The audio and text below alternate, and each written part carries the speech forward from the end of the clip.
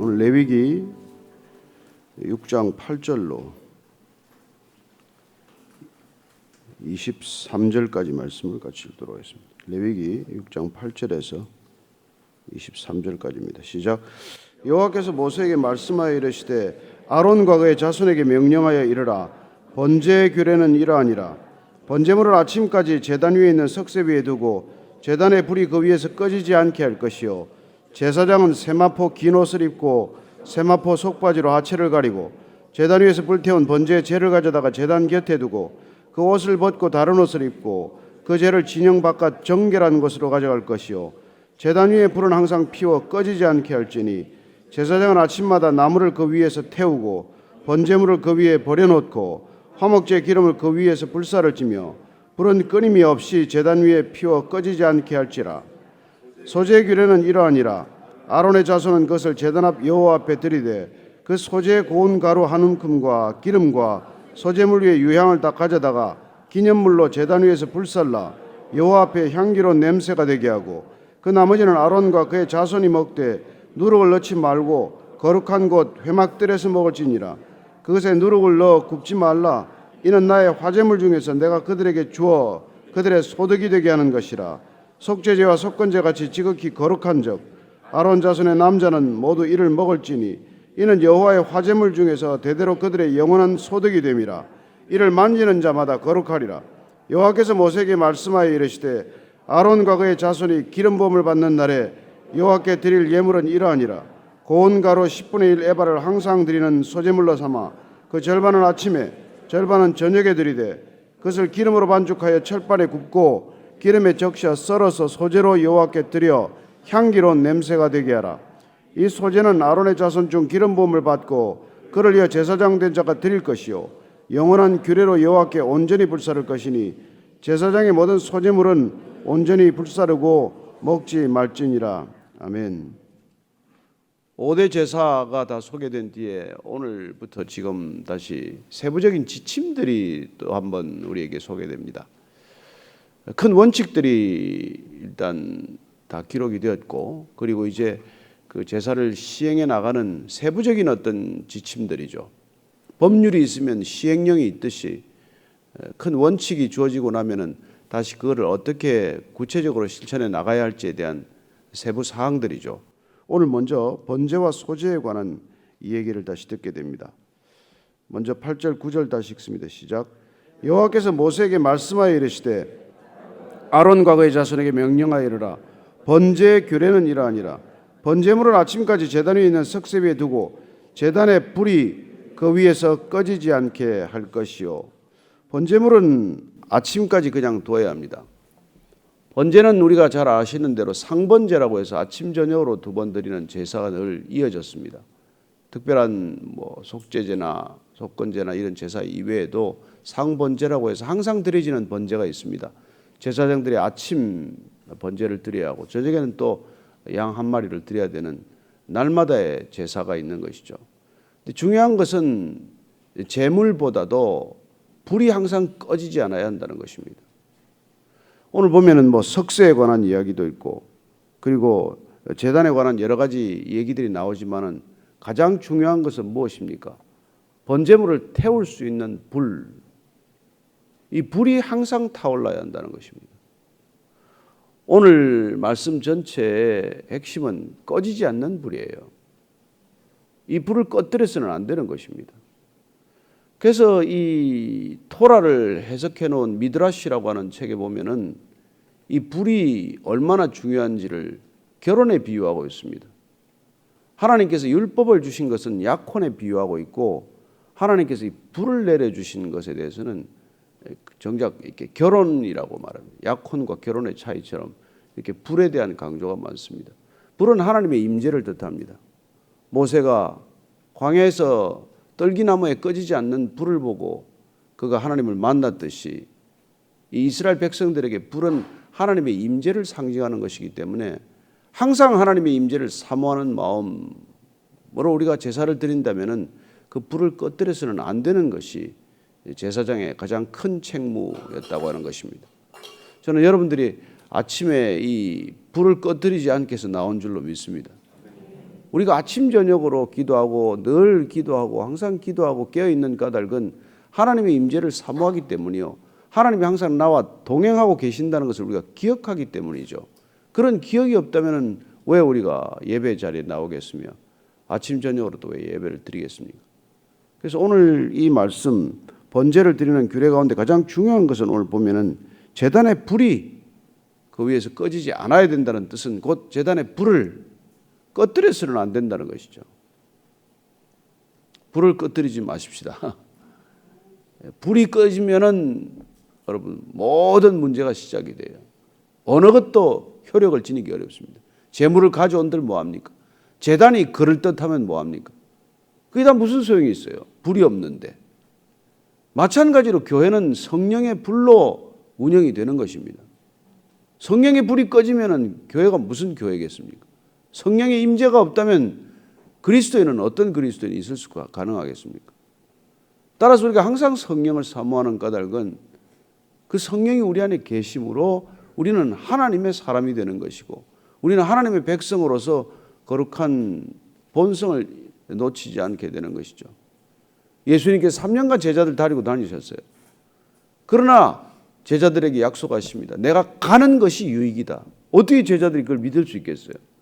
어떻게 3년 만에 예수님 떠난다는 것에 동의가 되겠습니까?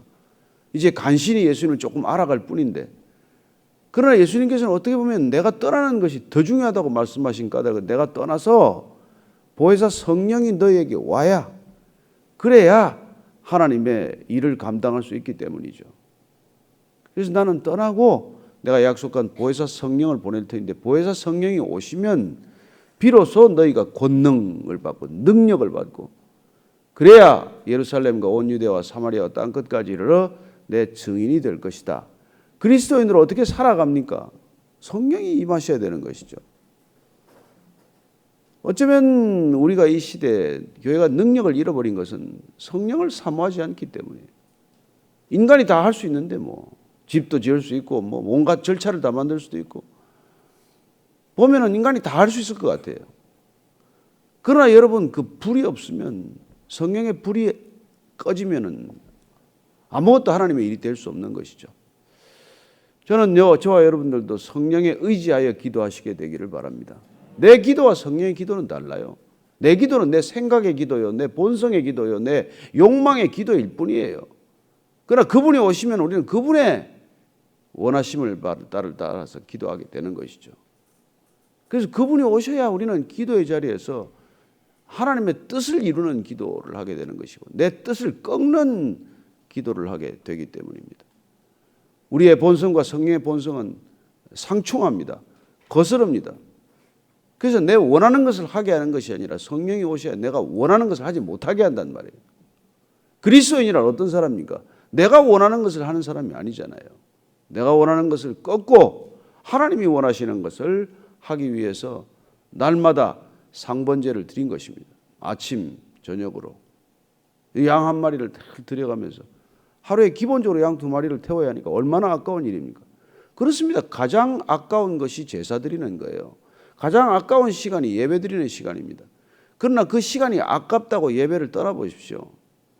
우리는 한도 없이 끝도 없이 세상 속으로 달려가고 죄 가운데로 달려가는 것이죠. 가는 줄 알고 나갑니까? 가장 효율적인 삶이라고 생각을 하고 가장 경제적인 삶을 산다고 생각을 하고 가장 똑똑한 삶을 산다고 생각하지만 결국 그 똑똑한 사람들이 만들어 놓는 세상을 보십시오. 어떤 세상을 만듭니까? 저는 여러분들이 어리석어 보일지라도 하나님의 결정을 따르기를 축복합니다. 그리고 하나님이 시키는 대로 하는 게 예배예요. 내가 원하는 대로 하는 게 예배가 될 수 있습니까? 그래서 또 계속해서 말씀하십니다. 10절부터 13절까지입니다. 시작. 제사장은 세마포 긴 옷을 입고 세마포 속바지로 하체를 가리고 제단 위에서 불태운 번제 제를 가져다가 제단 곁에 두고 그 옷을 벗고 다른 옷을 입고 그 제를 지정 바깥 정결한 곳으로 가져갈 것이요 제단 위에 불은 항상 피워 꺼지지 않게 할지니 제사장은 아침마다 나무를 그 위에서 태우고 번제물을 그 위에 버려놓고 화목제 기름을 그 위에서 불사를 찌며 불은 끊임이 없이 제단 위에 피워 꺼지지 않게 할지니라. 제사장은 긴 옷을 입고 또 속바지로 하체를 가리라고 되어 있습니다. 당시 여러분 고대 중건동에서는 이방의 종교들 가운데서는 옷을 전혀 입지 않고 제사를 드리는 저런 종교들이 있습니다. 그야말로 벌거벗은 채로 그런 제사를 드린 것이죠. 음란하기 그지없습니다. 그래서 사실은 무슨 공창제도가 거기서 비롯된 거 아닙니까? 그러나 이 하나님을 섬기는 사람들에게는 반드시 긴 옷을 입도록 했고, 그 당시 잘 입지 않던 속바지까지 입게 했어요. 왜냐하면 계단이 아니라 이렇게 높은 곳으로 올라갈 때 부지불식간에 하체가 드러난다거나 바람이 불 때 옷이 펄렁거리거나 하게 되면은 그런 걸 다 가리도록 그렇게 한 것이죠. 그리고 또 중요한 것은 번제물에 타고난 죄를 가지고 나갈 때는, 밖으로 나갈 때는 옷을 갈아입도록 했습니다. 그러니까 제단 앞에서 입는 이 긴 세마포원과 속바지를 벗어놓고 다시 일상복으로 갈아입고 가서 죄를 버리고 왔다는 것입니다. 얼마나 번잡합니까? 얼마나 번거롭습니까? 그러나 우리가 하나님 앞에서 제사장들이 입는 예복, 관복은 늘 그 거룩을 지키기 위해서 항상 갈아입었다는 것을 기억하십시오. 옛날에 어른들은 그래서 이런저런 이유 때문이기도 하겠지만 늘 교회 올 때 새 옷을 입고 오거나 옷을 다려서 입고 오거나 정성스럽게 옷을 입고 왔다는 것입니다. 요즘 사람들은 그런 정성을 이해를 못해요. 돈은 뭐 같은 10,000원인데 그걸 대리면 뭐 12,000원이 됩니까? 구겨지면 어떻고 대리면 어떻습니까? 그러지만 하나님께 나올 때 정말 흠 없는 재물을 가지고 오는 마음으로, 또 내 자신이 흠이 없는 재물로 나아가는 마음으로 늘 정결하게 나아온 것이죠. 그래서 그 자체가 정결함은 없이 그 형식 자체는 의미가 없을지 몰라도 나의 정결함을 그걸 하나님께 드리기 위해서 늘 그런 주의를 게을리지 하지 않는 걸 우리는 깨어있다라고 말하는 것이죠. 깨어있지는 않고 졸면서 그런 옷을 입고 온다면 의미가 없겠지만 늘 하나님 앞에서 깨어있기 위해서 우리가 그 형식을 지키는 것을, 그걸 형식주의라고 율법주의라고 나무랄 수는 없는 것입니다. 그분이 아침마다 뭐 이렇게 예배를 드리고 저녁마다 기도하는 걸 형식주의라고 우리가 나무랄 수 없는 것이죠. 그게 아무 의미 없는 무슨 뭐 중얼중얼거림이라면 우리가 그런 얘기를 할 수 있지만, 그러나 그 전심을 다해서 그가 기도하고 예배를 드린다면 그가 어떤 형식을 갖추든 그 형식은 의미를 지니는 것입니다. 그래서 우리가 형식주의다, 율법주의다라고 비난하는 까닭은 거기에서 내용이 빠졌다, 알맹이가 빠졌다, 본질이 훼손되었다. 그 때문에 우리가 형식을 비난하는 것이지, 본질을 담을 수 있는 형식이라면 왜 나쁘겠습니까? 우리가 왜 입학식, 졸업식을 나쁘다고 말하겠습니까? 그러나 졸업식에서 옷을 찢고 뭐 밀가루를 뒤집어 쓰고 그렇게 쌩 난리를 피우니까 그런 졸업식 하나만 하다. 그리고 와서 축사라는 게 무슨 학생들의 진로나 미래에 대한 얘기가 아니라 자기 개인적인 식견이나 정치적인 입장을 피력하는 자리라면 그게 졸업식이 되어야 하느냐. 그래서 졸업식에서 무슨 뭐 총장 치사를 듣다가 또 보이콧을 하고 하는 것이지, 그 식 자체가 나쁘다, 형식이다, 없애야 한다, 이런 건 아니라는 것이죠. 마찬가지로 우리가 이 예배드리는 절차나 형식이 본질을 훼손한다면 우리가 문제가 있지만, 우리가 하나님을 향한 지극한 마음을 표시하는 형식이라면 그 형식이 어떤 형식이든 지킬만 하고, 또 그 형식을 우리가 더 아름답게 할 필요가 있는 것이죠. 문제는 우선순위에 관한 것이고, 문제는 무엇이 먼저고 뒤냐 하는 것이죠. 오늘 보니까 제사장들은 끝까지 그 규례에 지키는 것을 보게 됩니다. 그리고 다시 한번 13절에 강조합니다. 불은 끓임이 없이 제단 위에 피워 꺼지지 않게 할지니라. 불이 꺼져서는 안 된다는 것입니다. 불이 꺼져서는. 그래서 우리는 예수님께서도 우리 땅에 오셔서 우리가 항상 깨어있으라고 말씀하시는 것이죠. 여러분들이 찾아보면 몇 군데 깨어있으라는 말씀을 강조하십니다. 마태복음 24장 42절 한번 이렇게 말씀하십니다. 그러므로 깨어있으라. 어느 날에 너희 주가 임할는지 너희가 알지 못함이라. 주님이 언제 오실지 모르기 때문에 항상 깨어있으라고 말씀하시는 것이죠. 우리가 깨어있는 것보다도 더 중요한 것 없습니다. 깨어있는 것보다. 마태복음 25장 13절에도 그런즉 깨어있으라. 너희는 그날과 그때를 알지 못하느니라. 마태복음 26장 38절 마지막으로 갈수록 더 간절하게 말씀하시죠. 내 마음이 매우 고민하여 죽게 되었으니 너희는 여기 머물러서 나와 함께 깨어있으라. 함께 깨어서 기도해달라. 그렇게 말하는 것이죠. 그리고 골로새서를 보면은 사도 바울도 그렇게 말합니다. 기도를 계속하고 기도에 감사함으로 깨어 있으라. 기도에 깨어 있으라. 감사함으로 깨어 있으라. 데살로니가전서 5장 16절 이하도 항상 깨어 있는 방법으로 우리가 항상 깨어 있다면 어떻게 살겠어요? 항상 기뻐하고 쉬지 않고 기도하고 범사에 감사하게 된다는 것을 말합니다. 우리가 졸면 불평불만이 스멀스멀 기어들어오지만 우리가 주님 앞에 항상 상번제를 드리듯 깨어 있으면 우리는 주님께 기뻐하게 되고 감사하게 되고 기도하게 된다는 것입니다. 그건 어려움이 아니에요. 우리가 사랑하는 사람하고 곁에 있어 보십시오. 조는 사람이 어디 있습니까? 네? 제가 이게 아내가 운전을 주라고 제가 눈에 이게 녹내장이 좀 심하고 해서 운전을 잘 안 하기 때문에 주로 아내가 운전을 많이 합니다만 운전할 때 제가 졸면 야단 맞습니다. 같이 있는 잠시 이 시간도 깨어있지 못하느냐 그렇게 얘기를 듣는 것이죠. 제가 하여튼 아니 이제 우리는 피곤하니까 효율적으로 좀 졸다가 중간에 졸면 좀 이렇게 피로가 풀릴 것 같은데 그 시간을 깨어 있으라고 자꾸 강조를 하는 거예요. 그래서 우리는 이게 사실 그렇죠. 연애할 때는 안 졸았습니다. 이제 부부가 되고 나니까 부부의 특징이 있지 않습니까? 말이 없다. 그런 게 있는데 어쨌건 우리가 정말 사랑하는 사람과 있으면 항상 일종의 약간 긴박감과 그런 경외감이 있어야 하듯이 또 두려움 일종이 있어야 하듯이 그래서 하나님 앞에서 그런 태도를 우리가 늘 이 불 끄뜨리지 않는 이걸로 우리가 상징적인 행동으로 우리가 되는 것이죠. 자, 소재에 대해서도 이제 이런 규례들이 있습니다. 14절 이하로 읽습니다. 시작. 소재의 규례는 이러하니라. 아론의 자손은 그것을 제단 앞 여호와 앞에 드리되 그 소재 고운 가루 한 움큼과 기름과 소재물 위에 유향을 다 가져다가 기념물로 제단 위에서 불살라 여호와 앞에 향기로운 냄새가 되게 하고 그 나머지는 아론과 그의 자손이 먹되 누룩을 넣지 말고 거룩한 곳 회막들에서 먹을지니라. 그렇습니다. 이 소재로 드린 것들도 거룩함을 지켜야 하기 때문에 다른 누룩이라든지 밀가루의 본성을 변질시키는 것들을 넣지 못하게 한 것이죠. 부풀려서 누룩이 들어가면 부풀지 않습니까? 저는 여러분들의 인생에 누룩이 없게 되기를 바랍니다. 과장할 필요 없습니다. 왜 우리를 부풀려서 더 크게 보이게 합니까? 왜 우리가 무슨 대단한 존재인 것처럼 그렇게 우리 인생에 누룩을 넣습니까?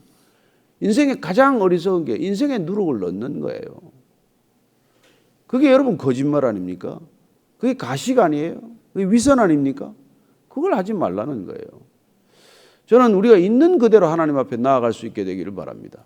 하나님은 우리 모습 그대로를 받아주시는데 부족함이 없는 분입니다. 하나님은 우리 있는 모습 그대로를 받아주심으로 우리가 하나님의 형상을 닮아가도록 하시는 분이에요.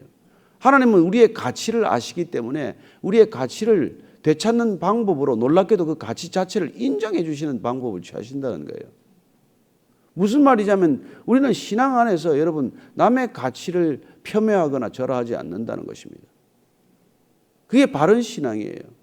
왜 저 사람은 나처럼 살지 않느냐고 말하지 않는다는 것입니다.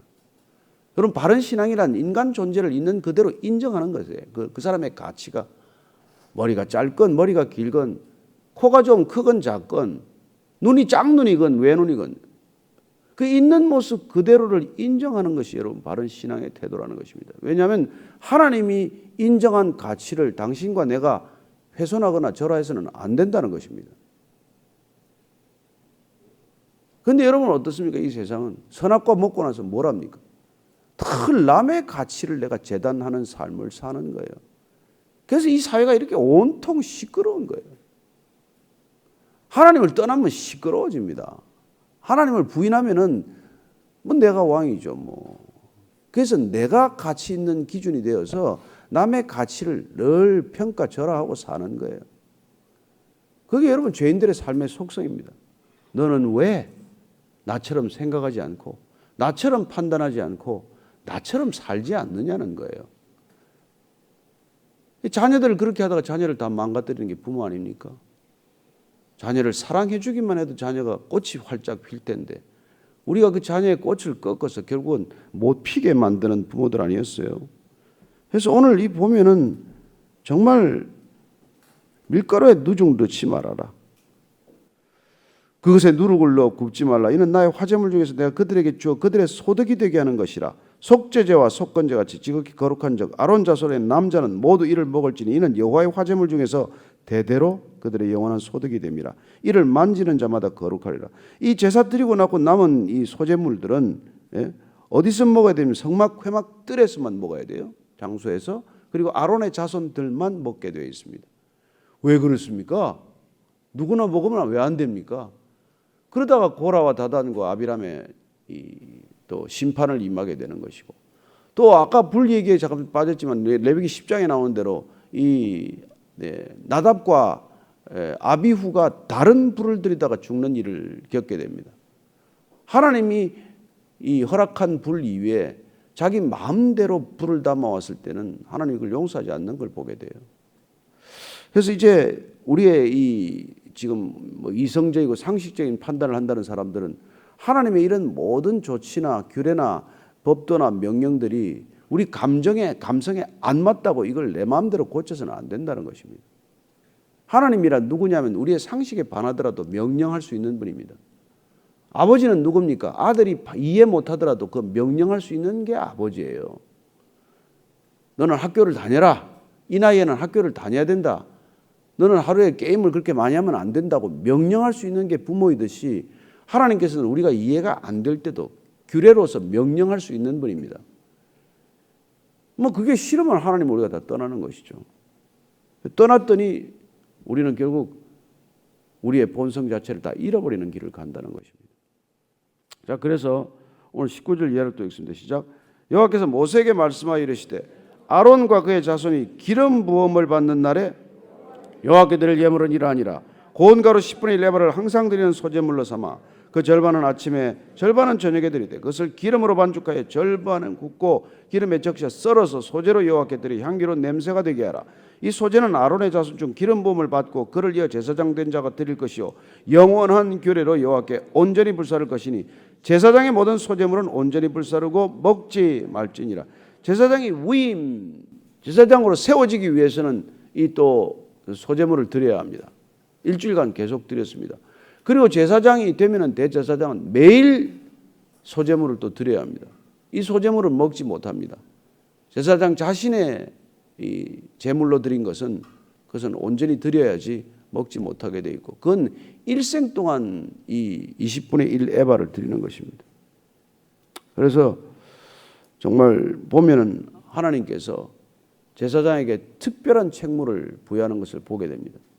그는 항상 깨어 있어야 하는 책임, 불이 꺼지지 않게 하는 책임, 본인이 소제물을 항상 드려야 하는 그런 책임을 지우는 것이죠. 어쩌면 오늘날은 그게 단순히 무슨 뭐 직분을 가진 사람의 말이 아닙니다. 모든 그리스도인들이 하나님께서 우리에게 정말 왕 같은 제사장으로 다 세우셨기 때문에 저와 여러분들이 동일하게 그런 책무가 있다는 것을 기억하시기 바랍니다. 목사는 뭐 아침 저녁으로 예배를 드리시오. 우리는 그런 게 필요 없습니다가 아니라 하나님께서 우리를 자녀 삼으시고 우리를 왕 같은 제사장으로 삼으셨다면 저와 여러분들이 어떤 일을 하건 어떤 직분이 주어졌건 직분이 없건 상관없이 불이 꺼지지 않게 하십시오. 하나님의 임재에서 벗어나지 마십시오. 하나님의 임재를 항상 갈망하십시오. 약속하셨습니다. 내가 세상 끝날까지 너희와 항상 함께하리라. 함께하리라고 한 약속을 우리가 받아들이는 것이 오늘 그 불을 꺼뜨리지 않는 것입니다. 우리의 필요할 때만 하나님이 같이 있는 것이 아니라 우리가 의식하건 의식하지 못하건 늘 코람되어 그분 앞에서 살아가는 신앙이야말로 불을 꺼뜨리지 않는 신앙, 하나님이 우리를 기뻐하시는 신앙인 줄로 믿습니다. 오늘 이 자리가 다시 한번 불을 드리는 자리, 불을 확인하는 자리, 불을 꺼뜨리지 않았는지 다시 한번 주의 깊게 관찰하는 자리가 되기를 축복합니다. 오늘 기도할 때 하나님 오늘 하루 주님 앞에 깨어있게 하여 주옵소서. 내일까지 생각할 거 없습니다. 오늘 밤 잠자리에 들 때까지 깨어있게 하여 주옵소서. 하나님 이 불을 누군가에게 던지게 하여 주옵소서. 그들에게도 불이 임하게 하여 주옵소서. 한번 기도하겠습니다. 하나님 아버지 오늘 번제와 소제의 규례를 들었습니다. 하나님 이 규례 가운데 다시 한번 우리는 하나님께서 얼마나 우리를 사랑하시는지 우리와 함께 동행하시기를 원하시는지를 알았습니다. 이 불이 꺼지지 않게 하라고 말씀하신 까닭 저희들이 깨닫습니다. 하나님 내가 늘 너희와 항상 함께 한다는 것 잊지 말아라는 줄로 저희들 알겠습니다. 하나님 우리와 함께 하심을 기억하고 하나님이 오늘도 우리와 동행하시는 것을 원하신다는 것 깨닫게 하셨사오니 어디를 가나 주님과 함께 가는 걸음 되게 하시고 주님과 동행하는 기쁨을 잃지 않게 하여 주옵소서. 하나님, 늘 제사장이 주님께 소제를 드렸듯이 소제물을 드렸듯이 하나님 제 인생 전체를 주님께 드리겠사오니 아침마다 밤마다 일어날 때마다 깨어날 때마다 잠들 때마다 주님 앞에 우리의 인생 전체를 올려드리기로 결단하는 믿음의 기도를 드리는 그런 인생 되게 해 주옵소서. 주님 깨어있음의 산 증거가 되게 하셔서 항상 기뻐하게 하시고 쉬지 않고 기도하게 하시고 범사에 감사하게 하여 주옵소서. 살아계신 하나님 아버지, 아버지의 동행하심, 아버지의 놀라운 은혜가 오늘 우리의 일생 가운데 우리의 삶 가운데 하루의 걸음걸음 가운데 동행의 걸음으로 나타나게 하시되 놀랍게도 기쁨과 감사와 놀라운 은혜가 차고 넘치는 하루 되게 해 주옵소서. 이제는 우리 구주 예수 그리스도의 은혜와 아버지의 사랑과 성령의 이끄심이 오늘 말씀을 따라 다시 한번 주님 앞에 항상 깨어있기로 기도하고 또 항상 깨어서 주님과 동행하기를 결단한 이 자리에 고개 숙인 모든 믿음의 형제 자매들 위해 지금부터 영원까지 함께 하시기를 간절히 축원하옵나이다. 아멘.